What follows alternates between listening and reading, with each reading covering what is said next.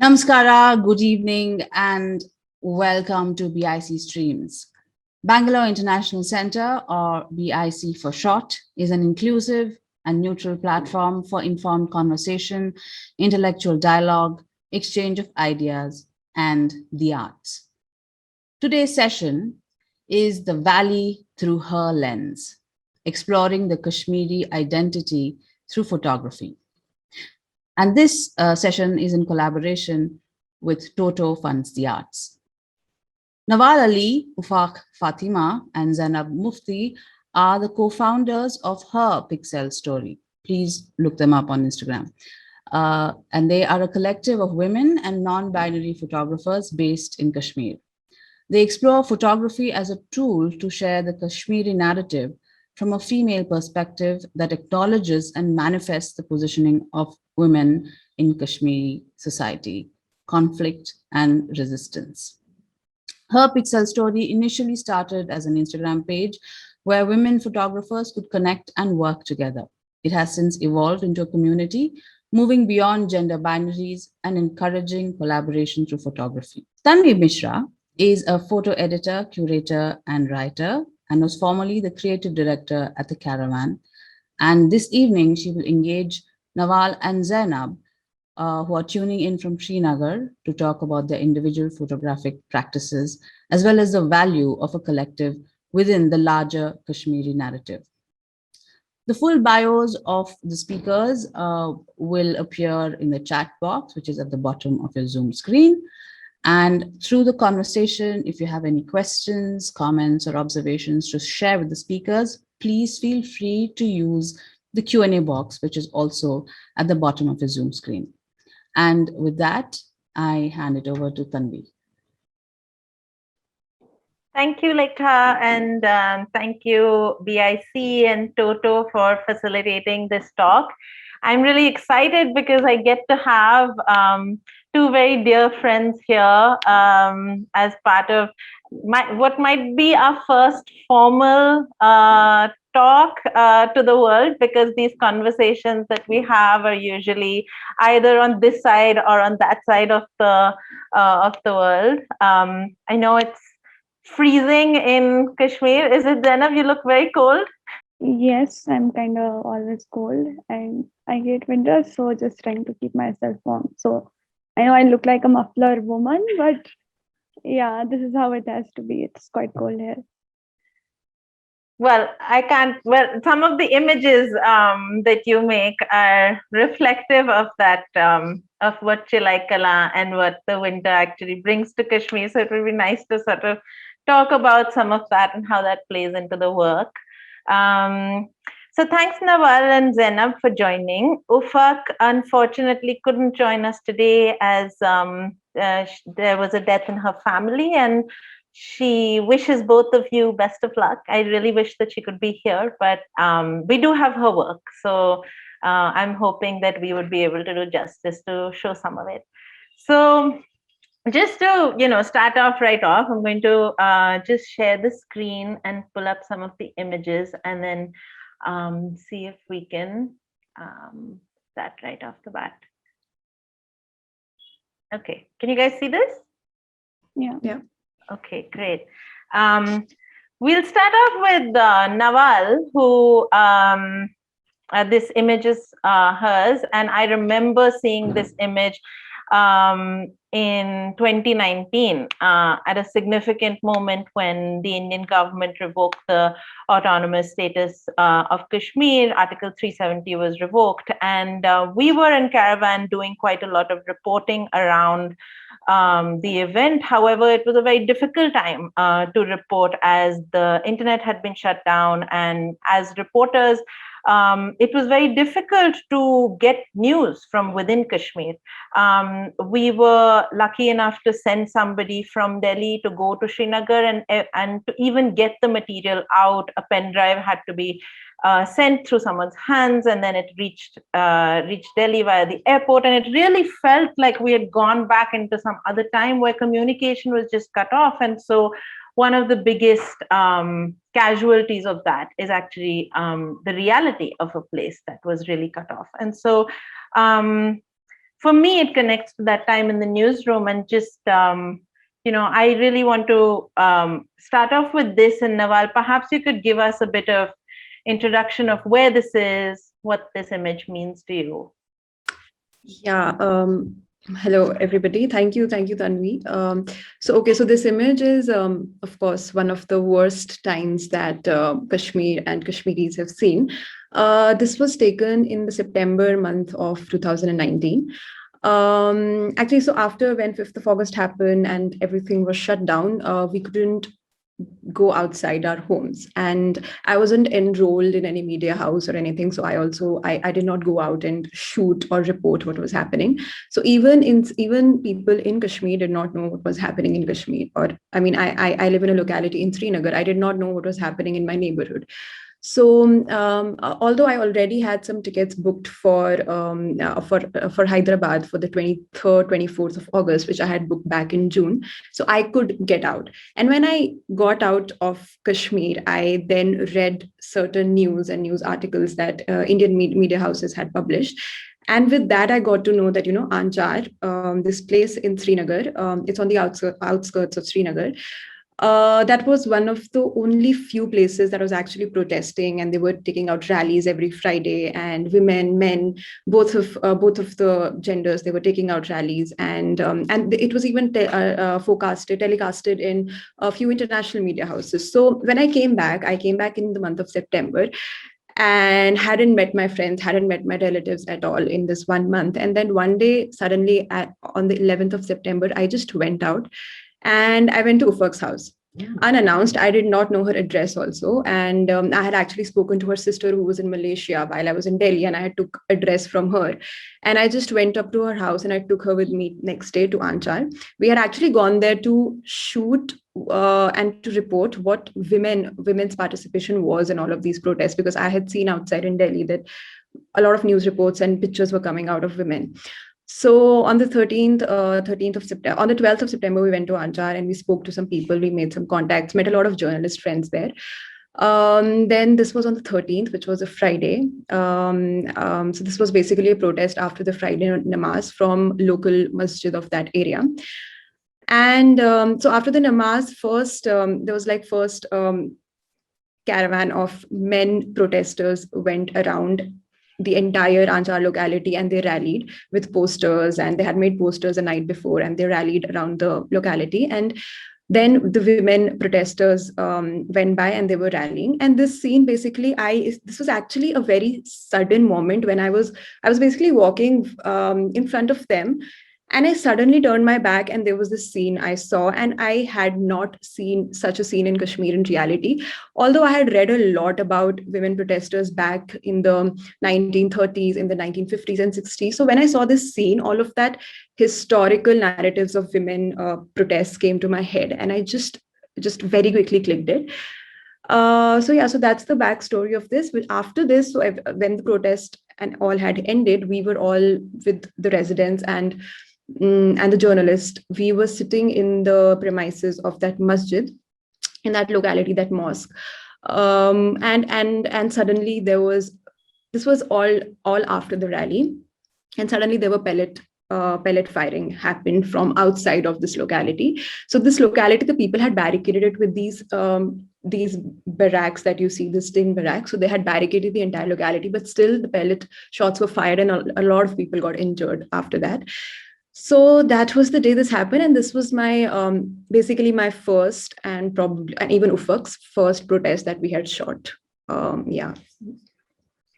And also after this, after this photo, when it got circulated and everything, and my friends saw it, a lot of different narratives came around, of course, of protest, of women's participation. But this woman, the one in the pink dress, a friend of mine, actually, we were discussing, and the conclusion of which came that, this woman's how she's standing and her demeanor and everything is also sort of a woman's demeanor inside her house also, like inside her house, in the society, when she's resisting or when she's fighting for herself and everything.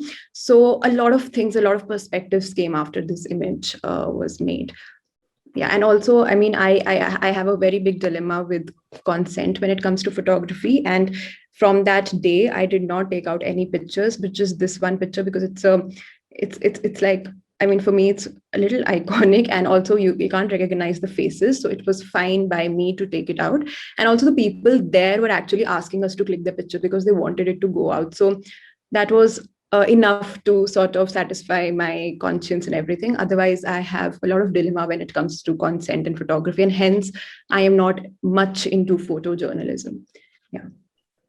I'm glad you brought that up, and that's something that perhaps we come back to, because there is this the burden of journalism that we've been talking about, and what this image means within that ambit. And I think all of you have had some kind of either association, or Zainab, you work with Free Press Kashmir, and so how all of you actually negotiate the ambit of journalism, which has been actually one of the main sort of languages within photography that has been coming out of Kashmir. So I'm going to come back to this really quickly to introduce you to Nawal's larger practice, and then going into Zainab's right after.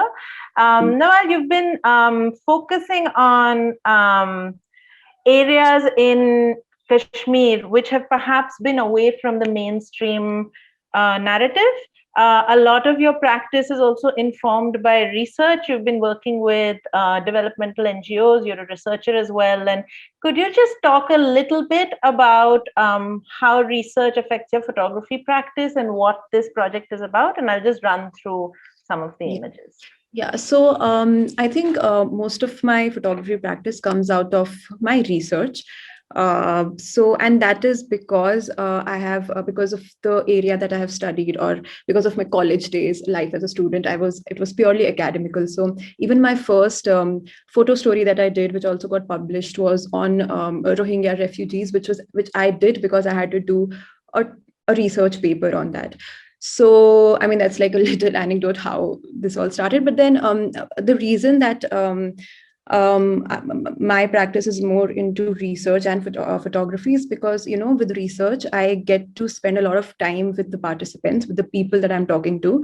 And it's more, so because there's a long-term association. So because the problem with me is I cannot just very quickly take out the camera and click photos of people. So I have to talk to them, I have to meet them again and again, and then only can I click photos, and I need like their full consent and all of that. So I think that's one of the reasons that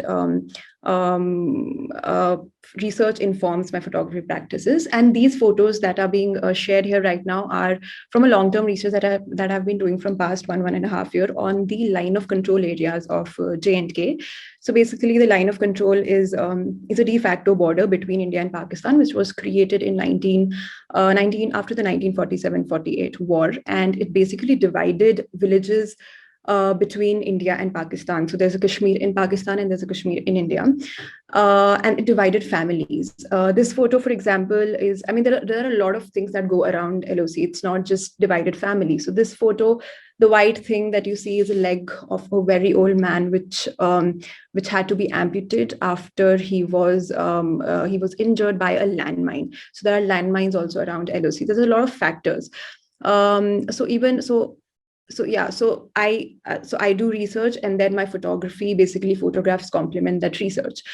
And with NGOs as well, I mean, I have been associated with NGOs here in Kashmir, and the work that I was sort of associated in that NGO, I would do that for a longer term, and then I would bring in photographs in that when I have a good relationship with the participants of that area.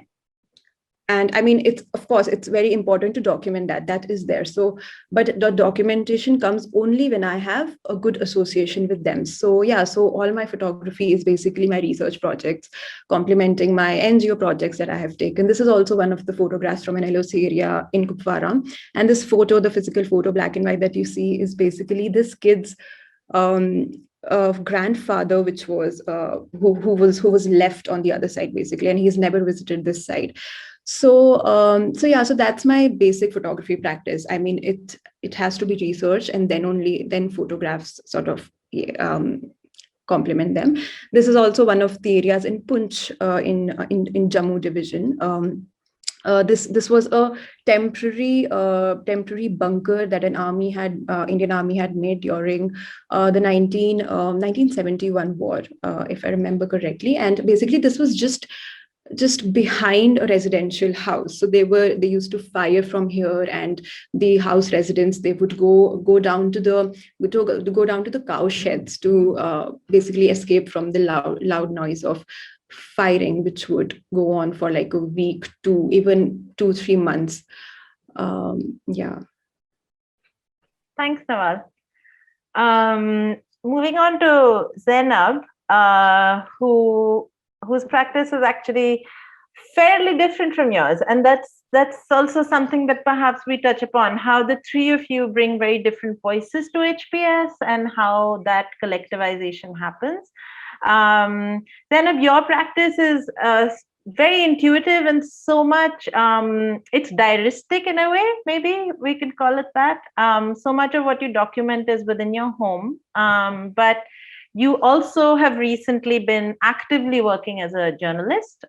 So I wanted you to kind of talk about how you straddle these two different worlds and other connections between the images that you make at home and the ones that you make outside, and if there is the same language you use in both the terrains. Hi all, and thank you for the session, Tanvi. Thank you for the introduction. So for me, I think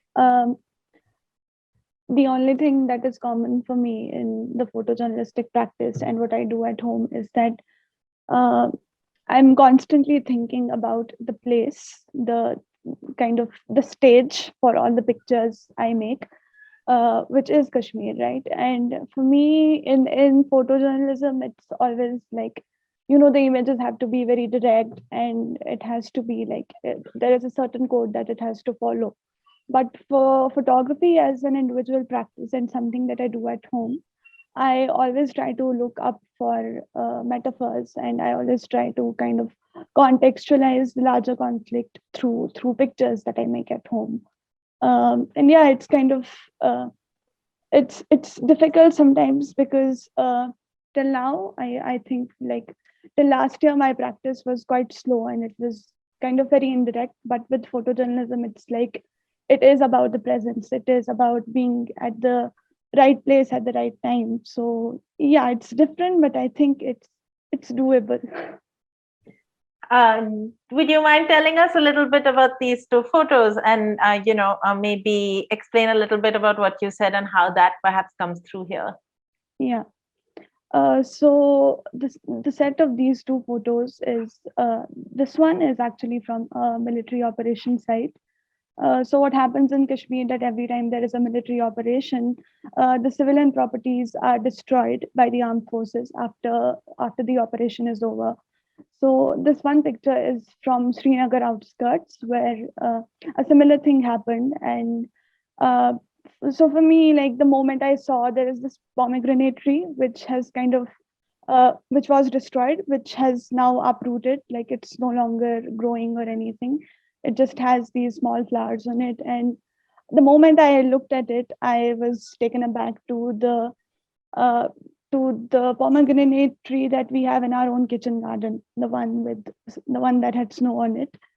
So yeah, between these two, it was like, so now for me, I mean, this tree, I had written about it before I had gone to the military operation site. I had written that how like from my balcony, I see this tree kind of change through seasons, like through fall or in winters, how it withstands the harsh cold and everything.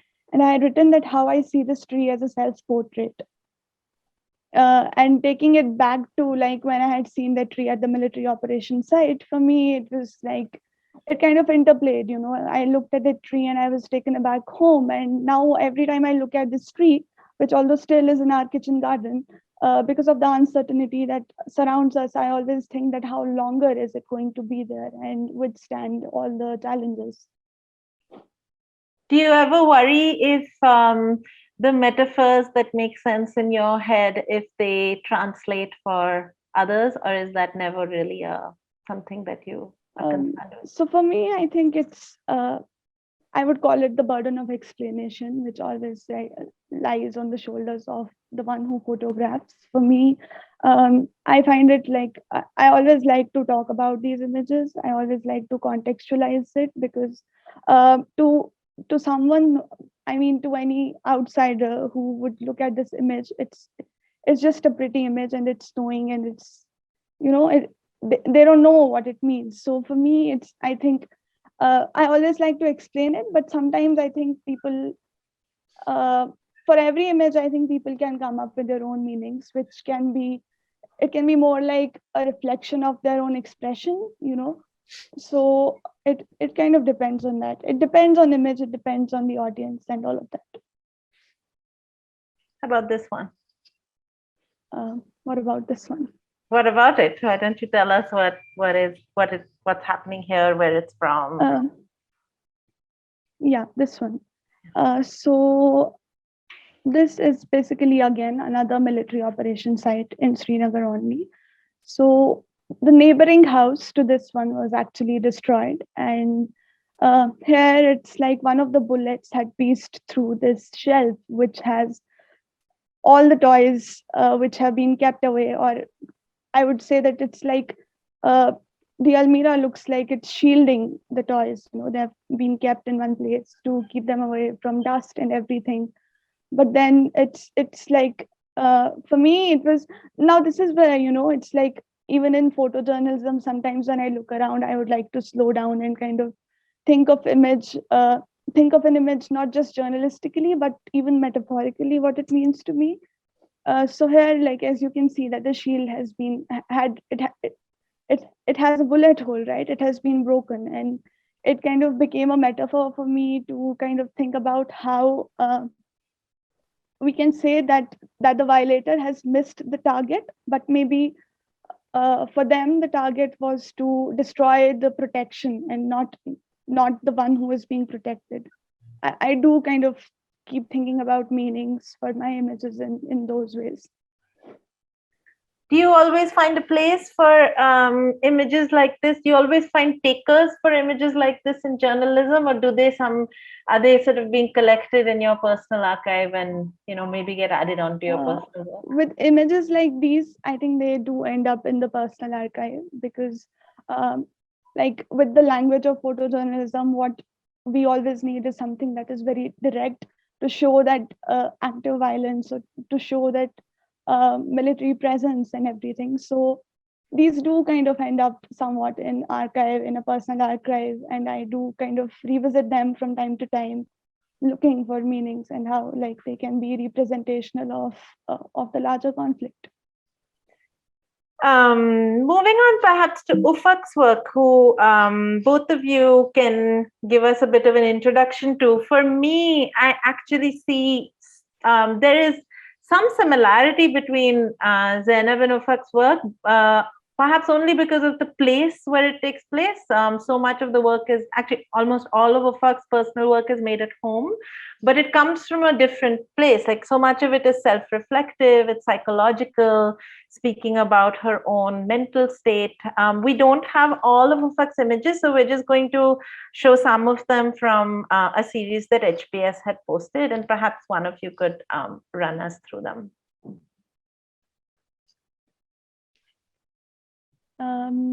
Yeah, so I think, should I read the text or?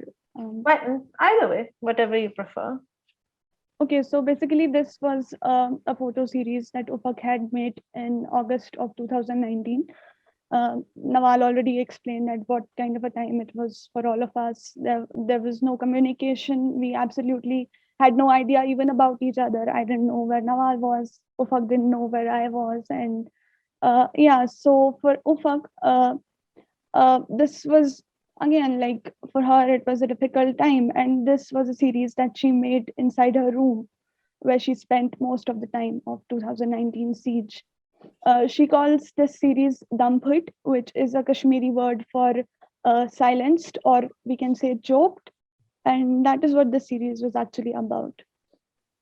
So with Ufaq, a lot of her work is about kind of seeking refuge from her own anxiety, or she like she had told us the other day that for her, photography is something that she can do when she is at her worst.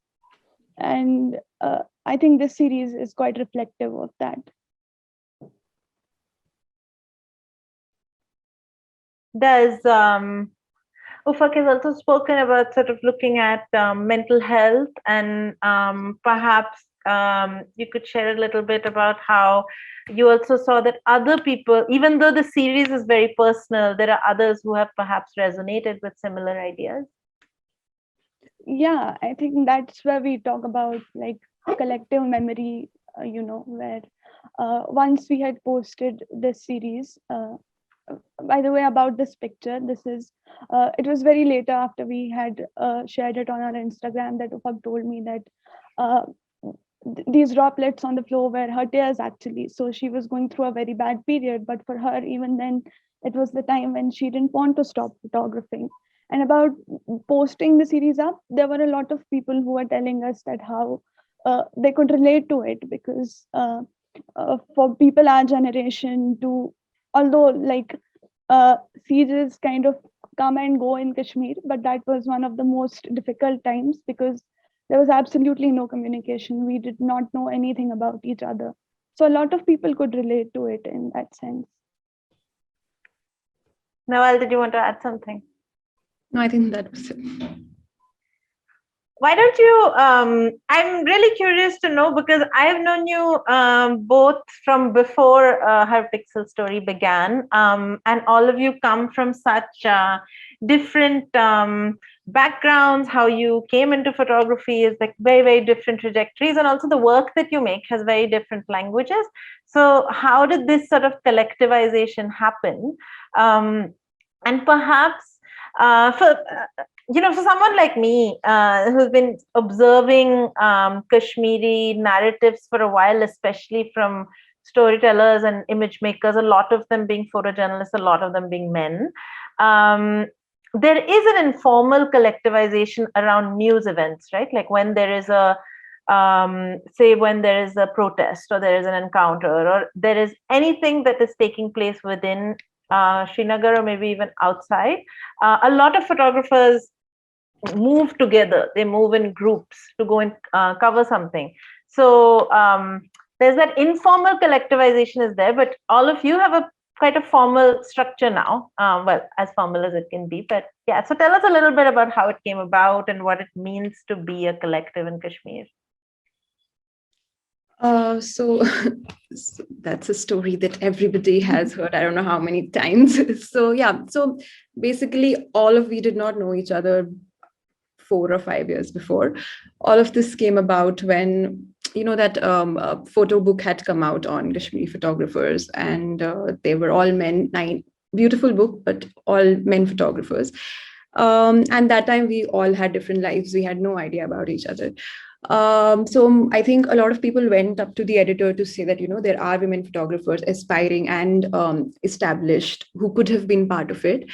And because a lot of people went up to the editor with these disappointments, maybe. So there was a workshop. Of course, about that. You helped us with that workshop. A workshop was organized by Sanjay Kag, the editor, and so he had asked me and a lot of other people that he already knew to get whoever women photographers we know, to get them together for this workshop. So I had contacted Zainab through Instagram because I used to follow her work, and even Ufaq through Instagram I knew her. So that's how actually we informally came together as HPS.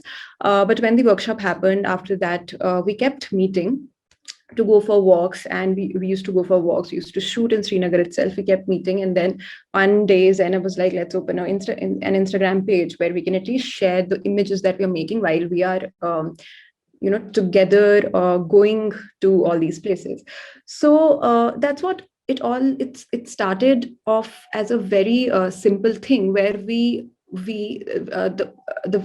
women who are practicing photography wanted to just go out and not feel weird about being in the streets while photographing, or not be bothered about the gaze of the military gaze, or other gazes that are there on women on the streets. So that was all what it was about. We just wanted to go out together and make it simple for each other to shoot, and to also exchange ideas, exchange knowledge, uh, and just develop work.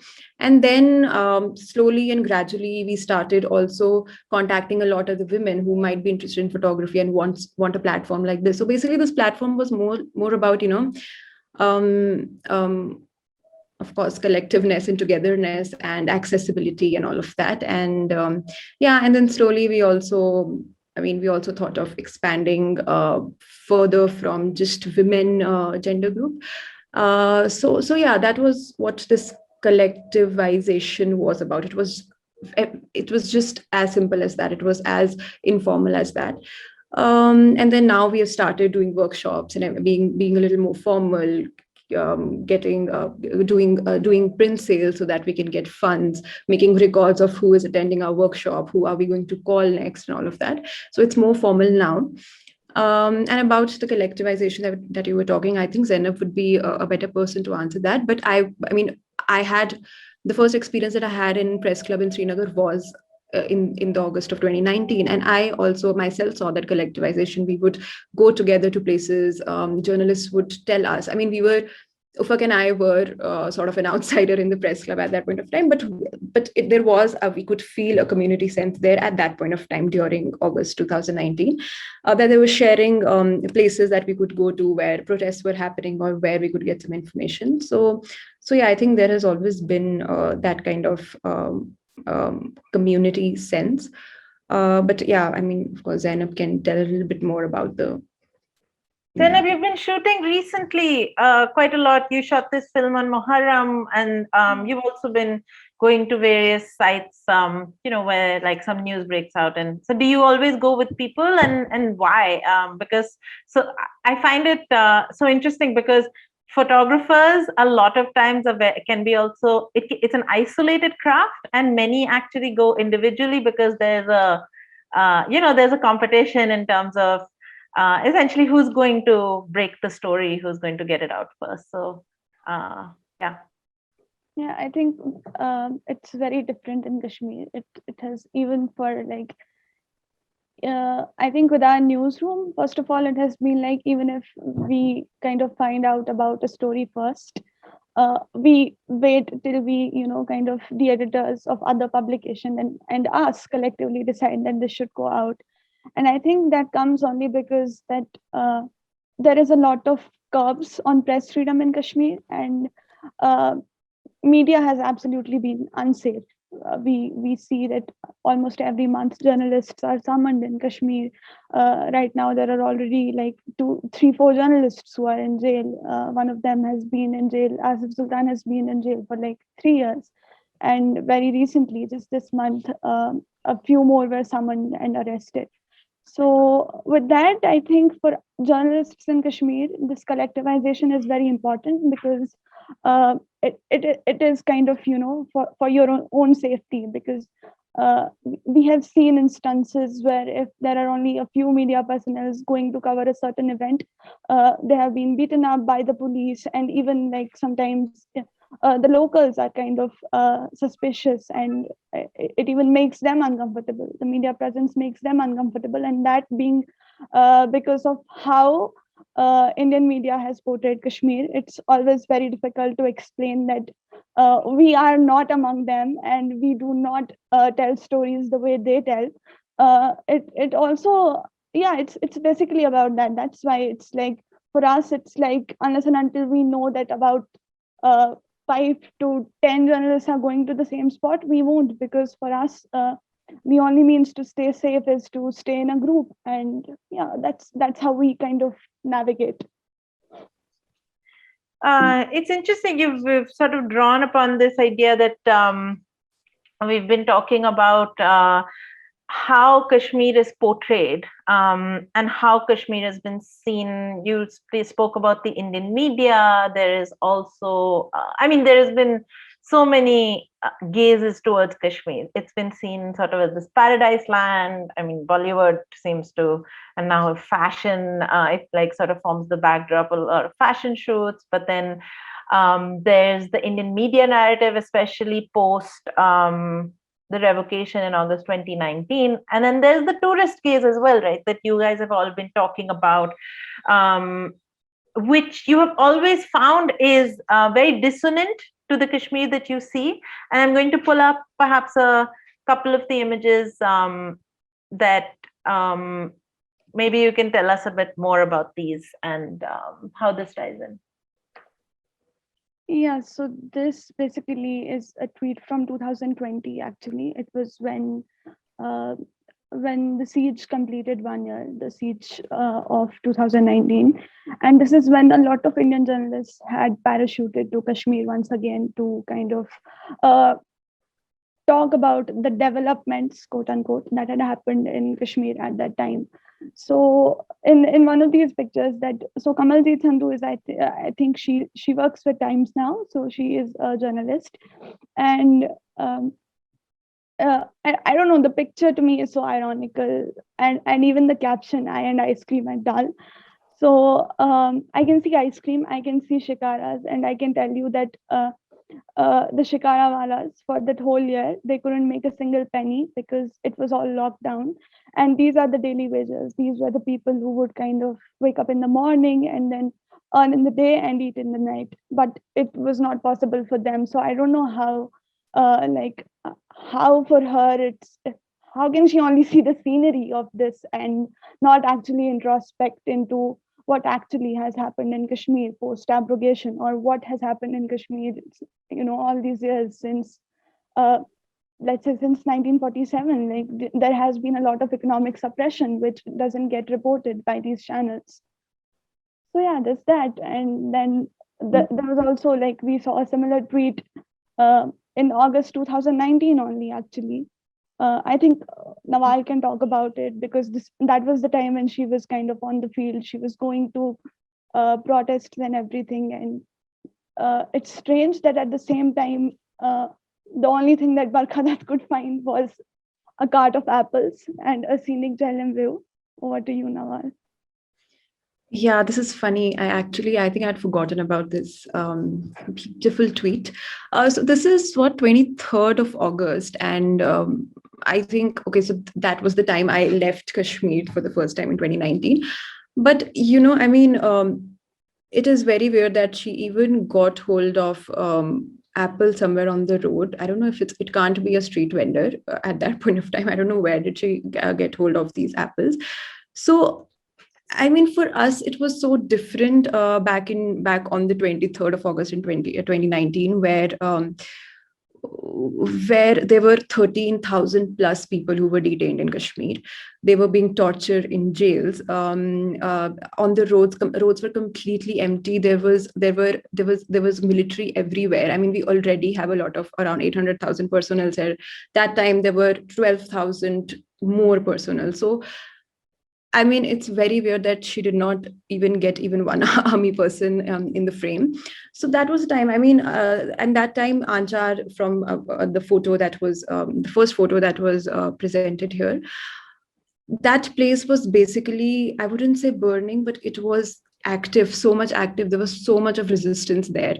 There were protests every Friday, right? After 5th of August. They would make sure that after every Friday namaz, when they would gather in the masjid, they would come out and protest, and they would make posters the night before. Girls would make posters, and they would then go out and protest. And I don't think every Friday, but at least on 2 or 3 Fridays, there were pellet injuries. Women were hurt, men were hurt, and even ambulance was not allowed to go into Anchar.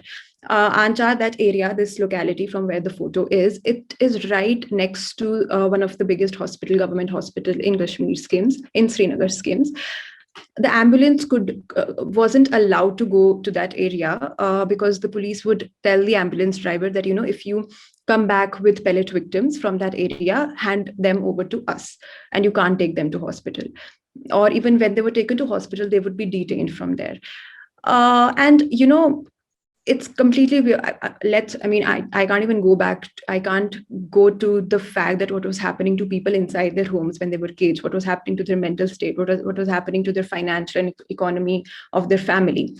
That is completely different. But things that were actually clear on the road, that wasn't even shown in Indian media. I mean, I remember on I guess 6th of August, I was watching news, and there was this man who had come from Delhi, a journalist who had. It's also very weird that all India journalists were allowed to report from the roads of Srinagar, but Kashmiri journalists were sort of caged in this one media center, which was made in a hotel or some building. It was made in. They were not allowed to go on roads for the first few days. They were reporting from that hotel.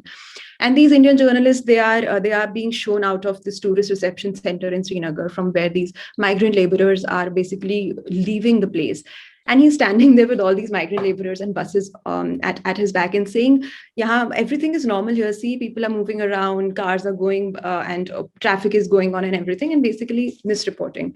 Even the Anchar incident on the 13th of September, when I was there with Ufaq, when I came to Delhi. So to submit that story to a media house, I had to come to Delhi and file that story somewhere.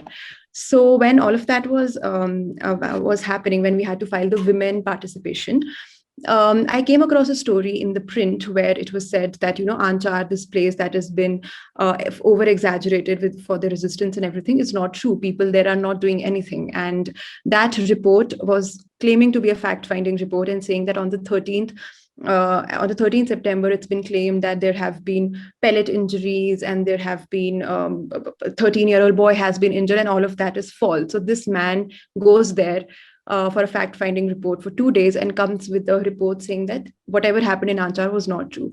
And that was the time I was basically compelled to take out my pictures that I had clicked in Anchar, which I did not intend to publish because again, I have a problem with consent and everything. But I had photos of people who were injured with pellet. I had photos of the 13-year-old boy that journalist could not find. So I had to sort of write a rebuttal to his article with the photos and say that, this is how Kashmir is being misreported during 2019. And this is an example that sort of represents every every wrong report that came out.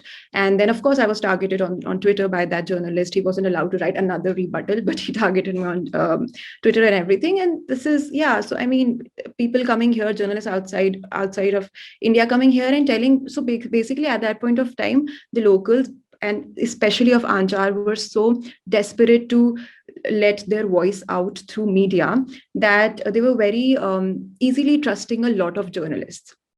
So, but after a month or two, they were very careful of which journalists to let enter that locality. So they would sort of guard their locality of journalists as well. After they saw a lot of misreports. So because they were so vulnerable at that point of time and they wanted the voice out, they were letting a lot of journalists in, and then misreporting happened because all these journalists that were being parachuted to Kashmir. So yeah, I mean, a lot of images like we just saw the screenshot of were being circulated across social media saying that, we are here, Jannat-e-Kashmir, and snow and mountains and chinar and everything and apples. So which was completely different. We were basically dying here. And there was Indian Army persons, CRPF persons outside each of our houses. So yeah. Your answer reminds me of this quote from a Kashmiri journalist in a story by Atul Dev, who was our staff reporter. He did this story called Manufacturing Normalcy in December 2019. And it was he was reporting on how the Indian media reported on Kashmir. And I'm going to read this out. It's the last graph of his story, where he writes, a Kashmiri journalist I met several times explained these omissions, the same omissions that you're speaking about, where he says, and I quote, India has used its media as an extension of its military, he told me. One annihilates us physically and the other annihilates our truth. And this is something that has really sort of stayed with me and aligns with, Nawal, what you're speaking about. I want to sort of just segue into this other idea where connected to this about journalism itself, and perhaps we start off from here, Zainab, the burden of journalism, because this we keep going back to journalism. We keep talking about it because as much as it is a space where some of you have chosen to not take that path of sort of visual storytelling. However, Zainab, you working with Free Press Kashmir, and Nawal, you also write for journalistic outfits. It is also a tool with which you get your voice out. So this navigating this relationship with journalism and that kind of storytelling and the burden of telling a narrative of Kashmir from a particular lens. Perhaps we could, go through some of these images and talk about that. Zainab? Yeah. So I think for me at times it's a very unconscious practice. Like I already said, that for me it's always important that I contextualize every visual that I can in the context of how it has been in Kashmir, what the history of Kashmir has been, or what the present situation in Kashmir is. So this one photo for me, you can see like this was not a journalistic picture. Otherwise, it would have just read that a tree broken because of the weight of the snow or something like that, because of the bad weather and everything. But for me, this was a photo which I titled as "Homeland is a Mass Grave." Um, and this picture for me is, in a metaphorical sense, represents the mass graves in Kashmir, like which have not only been the part of history, but we still are kind of mass graves is still coming up in Kashmir as especially like in since the outbreak of COVID, because after COVID, the police stopped returning the bodies to the families and they started burying them in far off places, the bodies of people who were killed at military operation sites or in crossfire and everything. They started to bury them far away in the mountains, and they would just number these graves. So it's like the mass graves is still being constructed in Kashmir. And for me, it was a photo which represented that, although sometimes it's not easy to contextualize every visual with respect to Kashmir, and it also sometimes makes me very, I don't know, it's disturbing to kind of so extensively think about a visual and how you can contextualize it. But sometimes it comes very easy. Like for this one, it was like the moment I looked at it, I was like, okay, this is about mass graves. Yeah. So unlike like burying of bodies by military in far off places, this is a recent picture. I shot it on it was on 12th October that a civilian was shot dead. An 18-year-old civilian, Shahid, was shot dead in Shopian near a CRPF camp. This is from this month, last month, right? Yeah, last month, October 12th. So yeah. So basically, to give a little context in Kashmir, funerals of martyrs or of civilians who die because of the war are very glorified in Kashmir. Like the deceased gets the welcome that a groom would get when he kind of goes to the bride's house. It's very similar to that. So this one picture was where the family had really insisted with the police that the body of their son should be returned, and it was one of the very few funerals that, not the few, one of the very first funerals that happened after the outbreak of COVID in Kashmir. And this picture is actually from South Kashmir, where the whole village had gathered to get the last glimpse of the face of Shahid, the 18-year-old boy. And this woman here is, I know the picture is a little grainy because it was shot at around 8 in the night. And here the woman is trying to get the glimpse of the face, and she's also kind of lighting the way from where the funeral is passing. So yeah, this image was about that. And also you notice that for funerals, like it's men, women, children, everybody attends, and you can even see there's a young girl. You can't see her face, but you can see her hair and rubber band in the picture. So yeah, they're trying to get the glimpse of it. And then this picture is actually about, again, it's about, I was asked about this image by one of the curators, and at the time I had told him that the butterfly in the picture is actually dead, and I have kind of embraced it on my wrist. And for me, it is again something which is metaphorical of how the deceased are like how especially the martyrs are like glorified in Kashmir, how martyrdom is glorified, and how delicately they are treated, or how delicately they are buried. And that sort, with a dead butterfly, I'm kind of just trying to recreate that scene here. Nawal, you have also been sort of grappling with this idea of, what you feel about photojournalism, whether you consider, well, you don't consider yourself to be a photojournalist, but you also told me once that Achar was the first protest that you photographed and perhaps the last. Maybe some work of yours that is done in Toast Maidan, perhaps through that you could tell us, how do you negotiate this conflict that you have in your mind? So yeah, so the conflict, I mean, I mentioned it before. The conflict in my mind is, even with protest and rallies, you sort of get shots and clicks of people that might have not consented to their photo being out there and everything. So I have really that dilemma since the beginning that, can't just I cannot just post a photo of a face without them knowing that the photo is out there.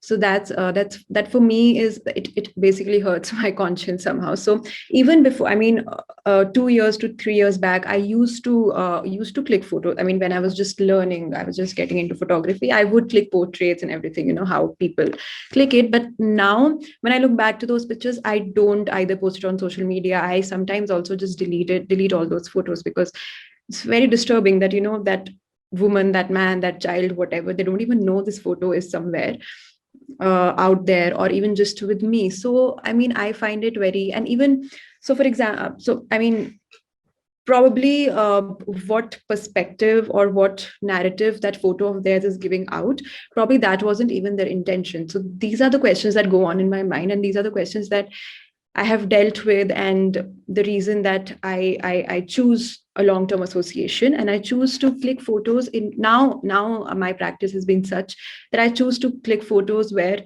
the face of a person does not come, even though I have been associated. So, for example, with Tosa Maidan and with the LOC series as well, the line of control, I've been associated with the line of control people for last 2 years.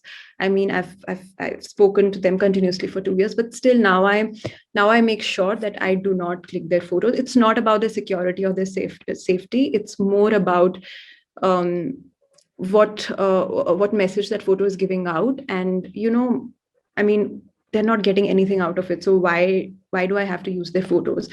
One thing is to take their stories out is one thing, and I know images are a very important component of that, of giving that lingering effect to a story in a person's mind. But somewhere there is a dilemma in my head that I cannot put a person's face now out there. So this Tosa Maidan series is basically, I was working with an NGO here, not even an NGO, it was a civil society group. And Tosa Maidan is an area in central Kashmir in a district called Budgam. It was one of the three most big firing ranges of the Indian Army. And by Indian Army, I mean all BSF, Air Force, all the sections of military. So this is a large, very huge meadow, and on the foothills of Tosa Maidan, there are almost I think 30 villages. So when the firing would happen, when the practice would happen, firing range is basically a place where military practices their new arms and gets used to it or whatever.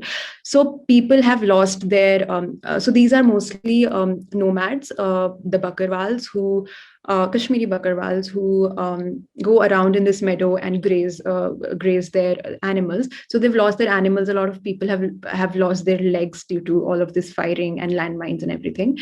And the previous photo was actually in the background. There was a lot of deforestation, which was done by the military to clear the field and everything. So with them, I have not, this wasn't just a research work, but we were working for their rehabilitation in terms of economy, financial rehabilitation, psychological education and everything.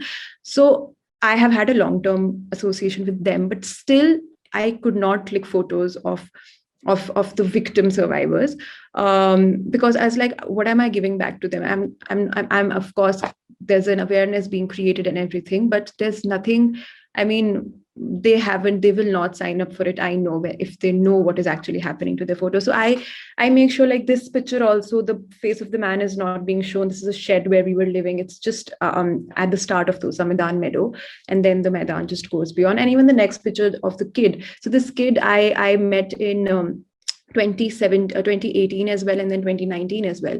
But again, I did click his face photos, but I made sure that I do not put it out there. So, I've made sure to also put out a beautiful landscape out there, but this beautiful landscape has a very problematic story behind it.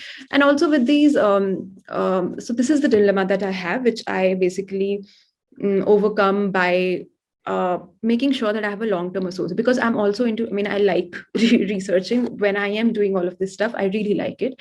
It just comes naturally, or I don't know if I should say like it, but it comes very natural. Not like it, because it also creates a lot of trauma inside your head when you listen to these stories, but it comes very naturally to me, just like Zainab said, and I don't feel this as a burden when I'm researching. So I make sure there's a long-term association, so that a little bit of my conscience gets satisfied with that.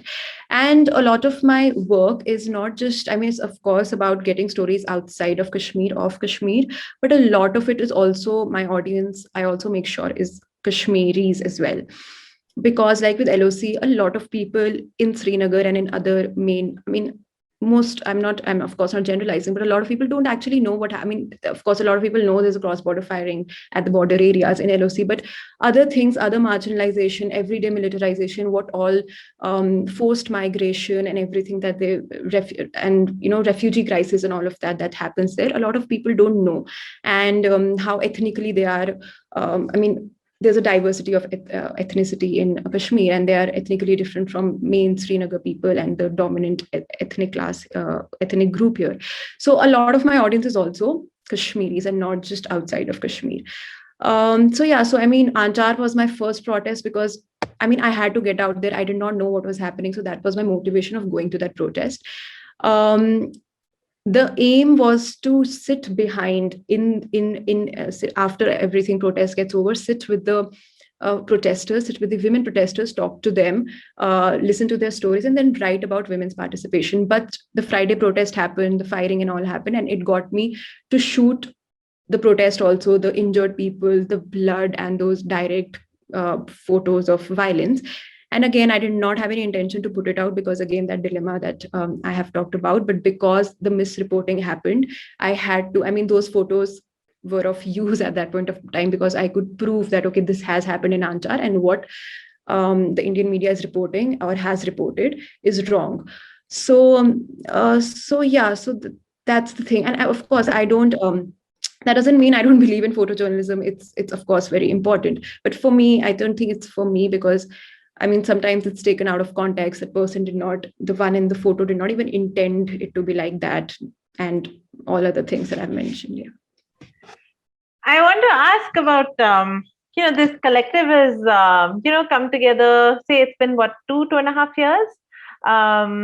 And you have such different practices, and with somebody like Zainab, who is actively involved in journalism, and your practice is so different. In this way, this is like one way in which you're quite divergent. So are there other disagreements, and are there other sort of, spaces where you guys just don't see eye to eye? And then how do you resolve that in a collective? Of course, there are a lot of disagreements in terms of, in every term, and even how to function, not basic criteria or regulations, but nature of the collective as well, and how to function and how to go about. So of course, those technical disagreements are always there. And even although our overarching identity is a Kashmiri, and all our work is related to that and conflict, but even within that larger politics, that larger same politics, we have very different politics when just with photography also very different politics. But it's very interesting, and it's a lot of fun also sometimes when we get into arguments. We do get into arguments. Earlier though, we used to get into arguments and didn't know how to come to a consensus, but now it's just not arguments. These are intellectually stimulating discussions that we do. And a lot of sort of learn also from each other, but I can't remember a certain anecdote. I don't know, Zainab, if you can remember anything that we might have disagreed upon. I think, yeah, the one thing that we disagree upon these days is, when we have workshops and reading sessions of the collective of photo books or photos. So there are times when one of us or two of us, we want not this to not just be a women or a non-binary thing, but also get men involved. But there have been a lot of discussions and disagreements on that. But we have, of course, come to consensus every time when there is disagreement. And I can't think of any other. Zainab, can you? Yeah, no, I was actually thinking about the same. So, and that kind of arises because we know that even for men, like there are no male collectives in Kashmir, even for photo book reading room sessions or photo walks, and or we can say photo meets to happen for them. There are like hardly only, I would say it happens once in a blue moon for both the genders. So yeah, we kind of always discuss that if we should like keep certain events that are open to all, there is no restriction in that. And Nawal already pointed out about how there are some technical disagreements which are always there, like what would be the color of the poster or what would be the font of the story and all of that. Those things are there, and I think that's very small. And it's also like, I mean, you already know, with one foot in journalism, I kind of sometimes disappear, and it's always on Nawal and Ufaq to take care of most of the things, because uh, with journalism you don't know where you're going to be tomorrow, what your stage is gonna be, and all of that. So yeah, I think it's just that kind of. I think those are the challenges actually for us. Okay, sound like a very happy family. Maybe a new family, so new family, happy family. I have so Wish, like at 7:30 now, there are a couple of questions. So perhaps we take some of those, and then also maybe come back to really quickly to talk a little bit about Ufaq's documentary work as well. Maybe some of it that is outside of the home, and if we have time, then perhaps to look at some of the Eid images. But maybe we can take Heather's question. Heather Ali has a question where he says, I have a question for Zainab. That did you ever feel the fear of reaction from the oppressor to upload a photo which is really effective? How do you get so much courage? I think it's not only the photos. I mean, we have seen that there has been a crackdown of journalists for just tweeting news as it is. They have been questioned about what they tweet, about what they post, about the photos that they share. So I don't know about the courage part, but for us, it's always like it has to be a fact. And if it is a fact, then obviously, like there is no reason for you to hold it back, right? So even a visual sometimes is not sometimes, I mean most of the times, if contextualized, it needs to be there, and it is the reality. So I think, yeah, it's just about being real. It's just that. Courage is infectious, Zainab. I think yours might translate to some people listening. Fawzia has a question. Is there any scope for women from outside Kashmir to be part of her Pixel story? Fawzia, I've been asking this question for a long time. And she also asked, at least for the events organized by the group online. I think that's one thing that we agree on, that we are not really going to include everyone anytime soon. Everyone as in the other nationalities, we kind of want to keep it restricted to Kashmiri women. Nawal? Actually, I think the reason for that, and even the reason that we are just about women and non-binary, is because we first want to create a safe space for this group and this community, and then open it up. Once people are safe, then we open it up to other nationalities and other genders. So yeah, I think that's one of the reasons. Shruti Parthasarthi has another question where she asks, does your individual identity and dilemmas as people from the area seep into the work? Does it add to the work or do you keep it aside? I think that's the whole point of all of our work. I mean, the identity that we have individual identity, I'm assuming it means Kashmiri pertaining to the area. So because of that, our work is a lot informed by that identity, and it's not a conscious decision that I'll talk about myself, not a conscious decision that we take, but because we've seen all of this happening around us since we have gained our senses. That's the thing we want to show. That's something that we want to take out. So it of course adds to the work, but of course we are always very self-reflective.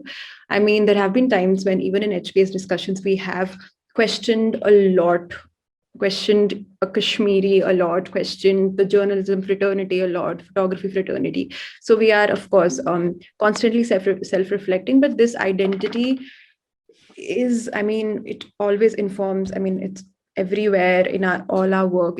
It's informing our work. So yeah, I think. And Zainab, I do you want think for us, it's even kind of the identity that motivates us, because you are also like the part of the same society, and it's like you undergo the same violence that the community does. So for you, it's like Nawal said, that it's really an unconscious practice. Like we at times don't even see it as work or as a profession. It's so involuntary at times to go out and shoot or to document certain things, that it comes naturally to you, and it feels like more like a responsibility to preserve it. And I don't think it's I think it's not, of course it's story of Kashmir and Kashmiris, but it's our story also. We also, of course, there is a gradation of there are privileges, of course, within a conflict area as well. But yes, it's a life that almost everybody in different kind of gradations they have, and that's what we show. So yeah. Zainab, when you had photographed during Eid, I'm sort of connecting that to this, because just this idea of photographing the place that you're very much a part of, and a narrative that is your own.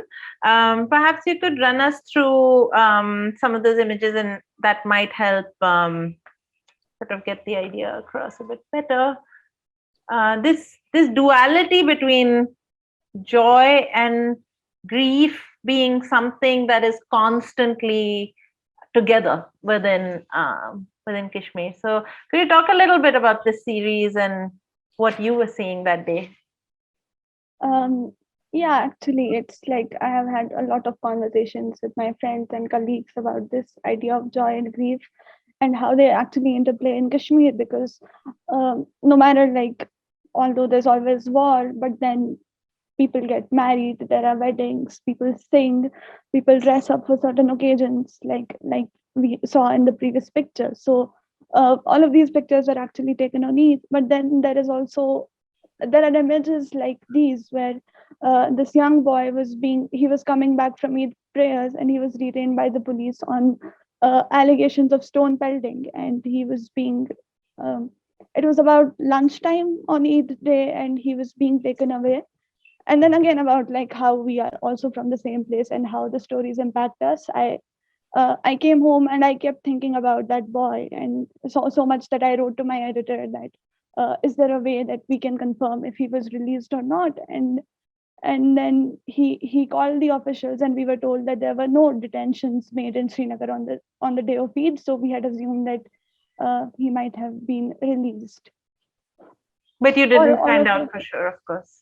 Yeah, we can't trust them. So yeah, there's that. It's just that in Kashmir, like, there's no way of knowing the other side of story. It's very difficult to dig in.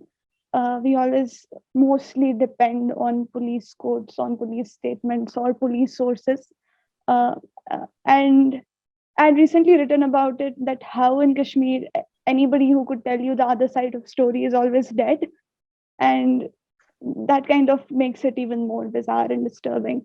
So yeah, these were the Eid pictures that I had made. These are all taken on the same day, And I was out on the Eid, I was shooting, and there were kids who were going out, kids playing and everything. And like we already saw, there was a funeral and all of that. So this is Twaiba, actually. She's from Anjar, the same neighborhood where Nawal had photographed that woman uh, who is kind of leading the protest. This one picture is where she asked her guy friend to give her the gun so that she could pose with it.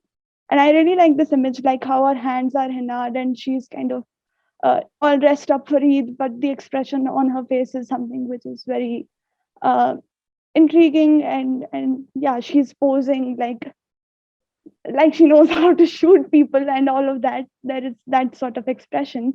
But this is how it is in Kashmir. Children do kind of, I think everywhere, children do, it kind of shapes the events, kind of, the events you see happening around kind of decide what kinds of toys children would play with. And hence, she really wanted to photograph herself with her friend's gun in her hand. Did you, was this the first Eid that you spent away from the house and you were out shooting as a journalist? Yes, yeah, this was the first Eid. Did your parents and your family take to it kindly? So Eid is actually like, it's one of the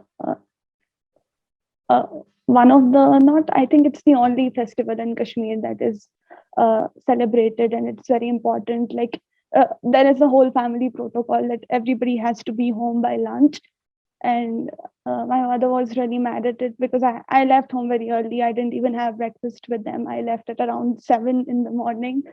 And yeah, it does kind of piss them off at times, but then they see the work and they also understand that this is how it has to be done, that I can't always be home and make the metaphorical narrative out of Kashmir, things that happen in Kashmir. I also need to at times kind of be out in the field. So yeah, it's just that. We'll come back to this image, Nawal. I want to take just a couple of questions that have come in. One is from Ishan Mehta, who says, just out of curiosity, what are your long-term goals for HPS? Where do you see yourselves in the collective heading? Just a heads up, we have 15 minutes and questions are streaming in, so keep that in mind. Yeah, so I think our long-term goal is to basically create a collective of women and non-binary photographers where we again exchange ideas, help each other with projects, help each other grow. So that is right now our long-term project. We are not thinking beyond that. We are thinking of getting workshops done so as to refine all our photography knowledge and how we can go about it, share ideas, and just help each other grow as a visual artist or a photographer.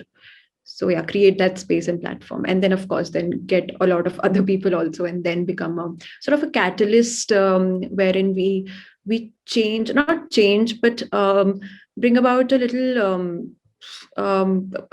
efficiency in photography learning, or accessibility in photography learning, and a very in a very democratized way where all the participants are leading the growth. Yeah, hence like All the even the members. term, like how we always call ourselves a growing collective, because we really do not want it be limited to like to 3 of us. We are always kind of and that's what, because we did put out a call to participate recently where we had some women who did projects during COVID lockdown at home, and it's all about that. It's about kind of making women who are passionate about photography practice it, and as we like practice and learn it together, it's about that. Yeah, I like the idea of you guys expanding, but I also like the idea of the limitation that you put on it, because so much of the collective is born out of identity, and all of you being Kashmiris and the voices that you bring from there. Just to go into a question that has come in from Sabi Ahmad. He says, an important contribution from feminist voices in the past has been to politicize the personal. Nawal, you've spoken about this a lot, how the personal is political. And these contributions have challenged dominant patriarchal modes of history with history writing, archive building, etc., that falsely claim to an objective. Urvashi Bhattalia's book, The Other Side of Silence, challenged those dominant modes. Do you feel your personal or individual works that are not journalistic and documentary per se do that work of producing counter archives and counter histories? Yes, so I think yes, our individual works and even journalistic works are informed by the idea that we want to bring out. I don't know if I want to say counter history, but not counter history, but from a different historian or from a different person. So yes, so I think this is correct that we are aiming of bringing out a different perspective in which even just our not the output or the final outcome of our photography projects, but even the practice of photography that we're doing, the act of it, I think is countering the earlier practices or the patriarchal setup that has been there in the act of photography or in the practice of photography in Kashmir. And the outcome as such, the tangible outcome as a photo project that's coming out is also, I think, very it's very different from what has been there before, out there before, not just in terms of getting out stories of women in a conflict zone, like stories of women as a survivor, as a victim, or as an active participant in resistance, but also in terms of what we go through in our daily lives, which is so militarized and also very marginalized.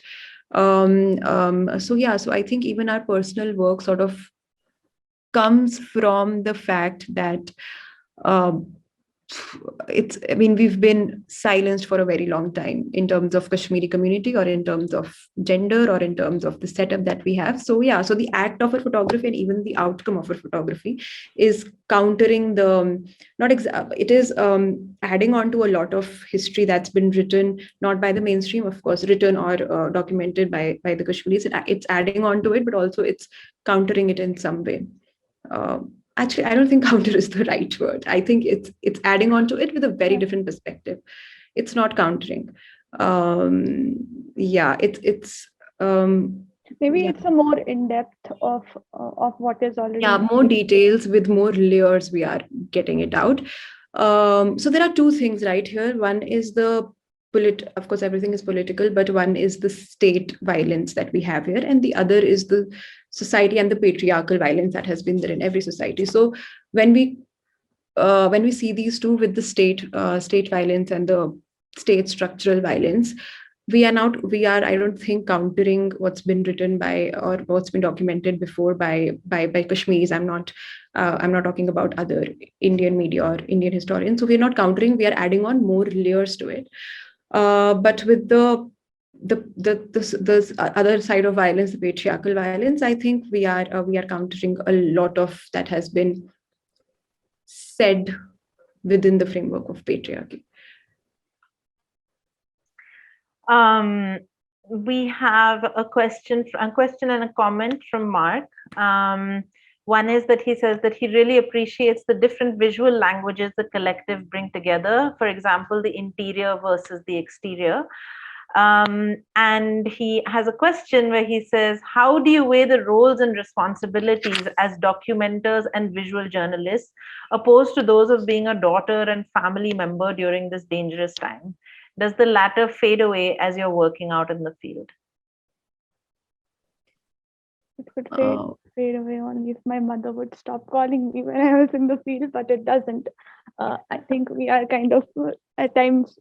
I mean, it's for me, like in photojournalism, it's actually like it's sometimes pretty unsafe. I mean, I would say that we are always kind of up in courage. It's sometimes really scary because of like how the history has been. You sometimes are terrified to and even when you're in the field, you're thinking that what am I doing here? It's so unsafe to be here. But then again, that involuntary, I don't know, association that you have with storytelling and being present in the moment and documenting the moment as it is kind of, it does fade it out. We do at times, I think, forget about what we do forget about, like our roles as daughters or as family members, or all of that, and it kind of just sometimes narrows down to being there, present in that moment, and recording it. Yeah, I think responsibility as a daughter and a family member, I think initially in initial years, it just fades away. I mean, you don't even care about it. So of course, your family doesn't allow you to go to all these places for them, which is dangerous, and they care about us, or I don't know if it's care or is it authority or restriction more than care. But I mean, for initial years, I personally had to, of course, fight a lot with them. I used to go without telling them and everything, and it's very difficult to make them understand. So for first few years, it's like I don't really care that there is a family out there who's thinking about me. I have to get this done. And actually, in recent years, this responsibility is sort of um, being a little more burden than earlier years, because right now crackdown on people is increasing. And even if you, as a daughter of a parent who's probably working, who's a working parent, they might get caught of things that you are doing, so they will be sort of summoned. And this has happened in the past with a lot of people here. So I personally, in past 2 years, since 2019 actually to 2020, I have been very careful of the language that I use, and of the way that I work. So I prefer to do it very silently and everything. And the responsibility right now, I think, is more than it was before, probably 2 years before. So this dilemma is, in my work, it's very much there, because I constantly think about, okay, I hope my family doesn't get hurt because of what I'm doing and everything. But at the end of the day, I think I prefer work. And that is also because right now, maybe there hasn't been much danger or whatever. But if someday something happens, then that day will tell what we'll do or choose. I have so many comments to what you're saying, but there's so many people who want to send in their comments and questions. So I'm going to read out a couple of them. Javed Sultan says, not a question but an appreciation comment. Kudos to you, superwomen. Keep it up and be safe. Tara Hasnain says, I salute you for doing what you are doing in the tradition of Kashmiri women who stood up against family and social patriarchy right from Lal Ded's time. So big comparisons. Claire Arnie has a question. What are the restrictions of street photography in Kashmir? So of course, the first restriction is the heavily militarized streets that we have here, adorned by military soldiers. That is the biggest restriction that we have, because sometimes they just snatch your camera, even if you're not photographing political things. They will snatch your camera, they'll look around it, they'll take your memory cards, and mostly happens to people who are alone. Happens more to I think men than women, but of course now it's happening a lot to women also, and mostly when a person is photographing alone. And the other restriction is not really a restriction, but it's, I think, an inner dilemma personally, that when I go to streets and with people on the streets, a camera is equivalent to media. Media is equivalent to Indian media that shows completely opposite of what's happening. So, sometimes there is hostility from the people, which is understandable. And when you sort of explain them that no, you're from here and you're not connected to them and everything, that's when the air gets clear. So I think these are the two restrictions that happen. And of course, there are a lot of male gaze also for women photographers, what I have also experienced and also might have experienced. So there's a lot of so there is like this balance you have to do between male gaze and military gaze and this military violence and everything. So these are all the restrictions here that, and also there are also restrictions in mobility, not just that a military soldier will not let you go and shoot it, but there are barricades, and sometimes you can't even cross a road because it's barricaded and you can't shoot that side or something. So there's a lot of restrictions on mobility here. So yeah, mobility is also very political in Kashmir. So a place where authority is sort of exercised. So yeah. When you talk about the male gaze, I had a question for Zainab as well. That Zainab, are you one of the few women who are out there shooting when there is a news event that's taking place, or are there a lot of women on the ground reporting and shooting? There are not many actually. There are very few. There are with like, if there's a major event or something, there are a lot of parachuted Indian women journalists who are present on the field.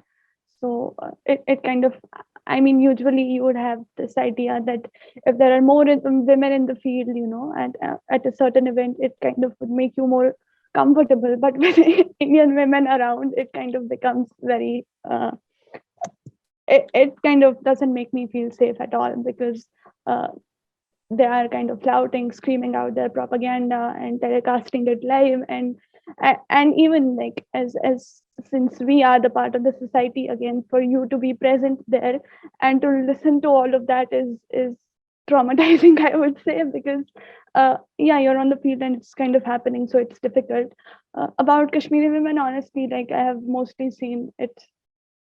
Sana is around sometimes, we go together for shoots, so yeah, she is there, and it's like very few women. It's hardly I see any other women around except for her. And so that I'm guessing that the people who you are photographing, are they used to seeing, one is a fraternity, but when you're out there at a protest or at a funeral, are people used to seeing women with a camera? And what are some of the reactions that you get?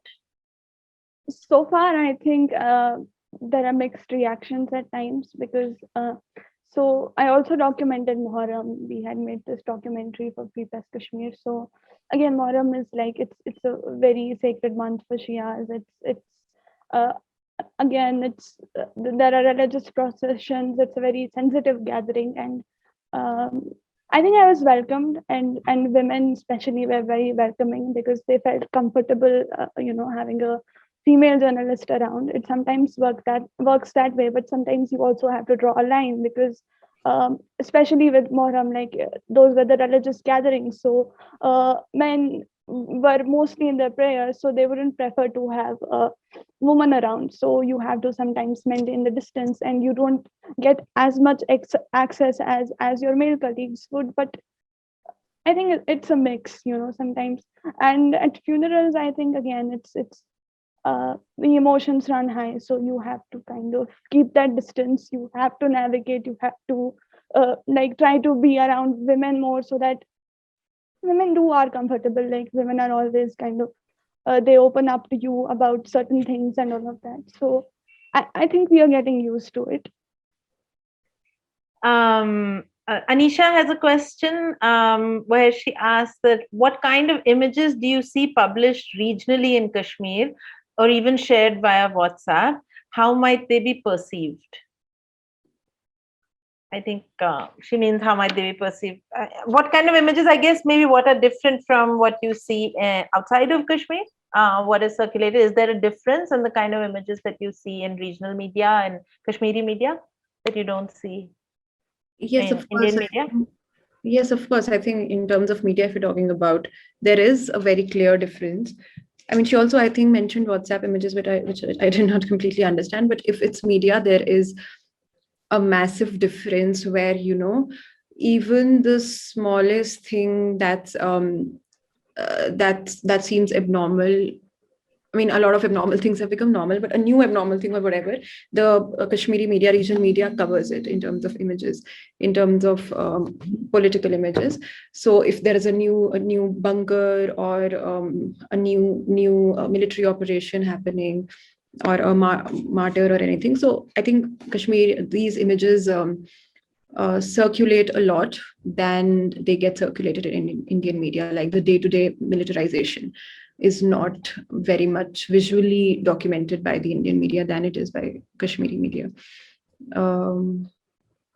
Yeah, and I think a lot of course, I think a normal light, fun images are also, I can't although think right now, but I am sure I have received a lot of images on WhatsApp of just a joke or something on the street, which is not, I mean, not very harmful or hurtful.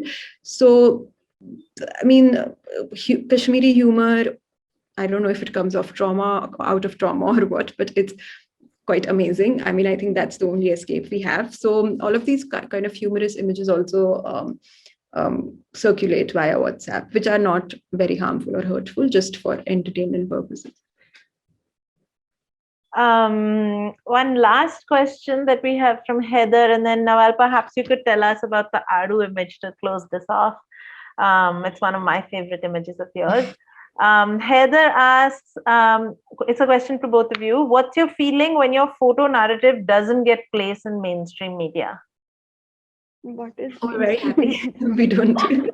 Do we even try to give it to mainstream media? I don't think we even consider mainstream media. I mean, if by mainstream media he means Indian media, then I think the least we want is the representation on such platforms, because I think it kind of, we've always been scared that it might geoparadize our work, because now these are the channels which are usually, propagating the propaganda, just talking about what the state wants to talk about, and I don't know, to be featured or to be talked about in such spaces. It first of all impossible, because the politics of what we do is very different than what they want to talk about, and yeah, it's a blessing that we haven't come under the scanner yet, and we are quite happy about it. Nawal, could you tell us a little bit about this image, where it was taken, what you were doing at this time, and why you thought that it was important to show it today?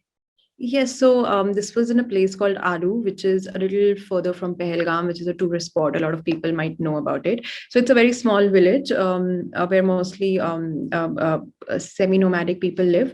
And I was there last winters for 10 days, so I have been to Adu a lot of times. I really like that place because of the place, which is very nice, and of course the people as well.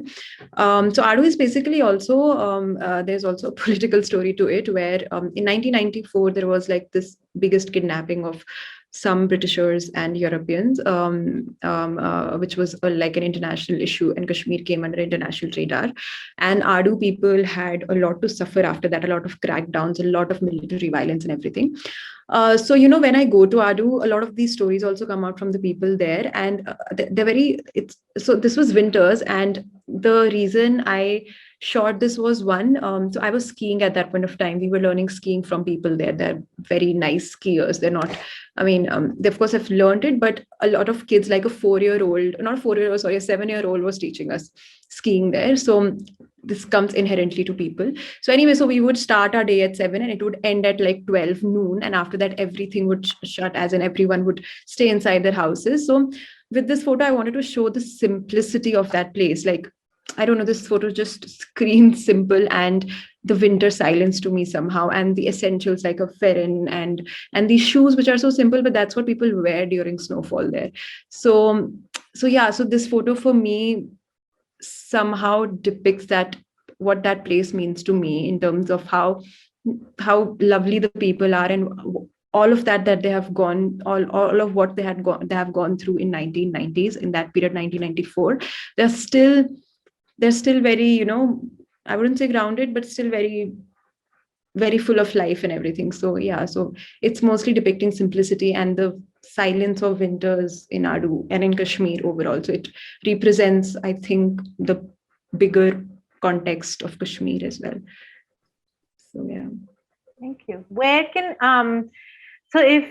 mainstream media is definitely not a sort of aspirational goal. Where can we see, as HPS sort of grows and does stories, where should we look for your work, and where can we see more? I mean, even this Aru story as it develops, or your LLC work, where could we possibly find it? So for Her Pixel, we have an Instagram, Her Pixel Story, an Instagram page where we put everything on of Her Pixel, whatever is happening. And we also did a collaborative project with our participants. So we have like 5 photo stories that we did with them during the lockdown. So HPS Her Pixel Story on Instagram. And for individual, I also have an Instagram, which is by the name Peace in Pajamas. But I also have a website, nawalali.com, where I have my published work. I'm not sure if Adu work is there, but it's definitely on my Instagram page. And Ufaq's also, she has an Instagram page by Ufaq_Fatima. And Zainab can for herself. Yeah, same for me. I have an Instagram page where I share like most of my work, and like you already mentioned that currently I'm working with Free Press Kashmir, which is a weekly newspaper and also an online publication. So a lot of my work is there. You can look it up there, or like most of the photojournalistic work and newsy work would be there as it happens. And there's also Instagram. So Great. this is like social medias are quite political. I mean, all our stories are full of whatever is happening here, whatever has happened, histories, screenshot of articles, links to articles, and all of that. And this is from a Hamshera's meet, right? There was this before or after the photo walk, and these photo walks are also, Zainab, only open to women, or only open to women. So yeah, this Currently. was actually currently, yeah. So this was one of the photo meets that we did last month in Pandit House, which is actually on Exchange Road. So the woman in the picture in the middle, she is the lady who owns this house, and she was very open to kind of have us, and we had a good time having. There were some like photo magazines and photo books on the table, and we talked about all of that. And this is mostly the pattern of our events. We usually do these photo meets, which are 2-day events. It's a photo walk on the first day, which is followed by a photo discussion on the second day. So for the second day, we kind of print one image from each participant, and then we kind of sit together and discuss all of that. A very pertinent question to your photo meets is by Malak Tariq. I hope I'm pronouncing it correctly. You're asked, how do you reach these places when going on your own? Do your parents give financial support always, or do you people manage to reach these places all by yourself? Are chits down often or not? So, I mean, 2 walks before we would do it all by ourselves. Whatever we were earning, we were channeling it to HPS. But recently we did a print sale through our Pixel Story and raised some funds for these walks, where we would pay for our transport and pay for if there is a ticket to go somewhere. If you're going to a photo walk where there is a ticket, we buy those tickets. We buy food for the participants from that fund. So we have a little bit fun now. We're thinking of how to raise another chunk of fund for HPS. So no, I don't think our parents finance it other than giving us shelter in their houses. Yeah. Okay, I think that's all we have time for today. A little bit after 10, some people fell off, but we managed to retain quite a few. Somebody, Indira Gautaman, says, beautiful session. It is truly amazing to see these young ladies doing all this wonderful work, taking one day at a time. Each frame tells a story, and that is what is important. Keep telling your stories and keep up the good work. And I will definitely chime into that sentiment. Thank you for telling us sort of this backstory into Her Pixel Story, and kind of telling us how what goes behind making of work by Kashmiris. What are the kind of concerns you have? I'm always sitting like a hawk, waiting to see what you guys are up to, and what's the next upload. So Yasmin, you've been very patient with us when we're not making work, and you still send me your work, and we're like, we don't have any. Well, Instagram's always a good way to keep seeing what you're up to. So I'm hoping to see you guys hopefully next time, not on a screen, but all of those that are here, please follow her Pixel Story and follow their individual accounts, and they'll be having a print sale hopefully soon, because there are 85 people who are on this call, and everybody would love to own a print of yours. So cash in on this moment. Yes. Thank you, Nawal, Zainab, and Ufaq, for being the steadfast witnesses that you are. This conversation, equal parts evocative, stirring, disturbing, hopefully even eye-opening to some of us. Thank you for your time and energy for doing this session, Nawal and Zainab, and to Ufaq for sharing her work in absentia. Thank you for allowing us into your stories. Thank you, Tanvi, for your excellent interlocution, and of course, for giving us your time.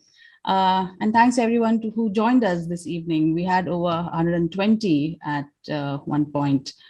And all I have to say now is follow her Pixel Story and Zainab, Ufaq, and Nawal on Instagram. And good night and see you next time. Thank you. you. Thank you for so much. having Thank you us. so much for having us.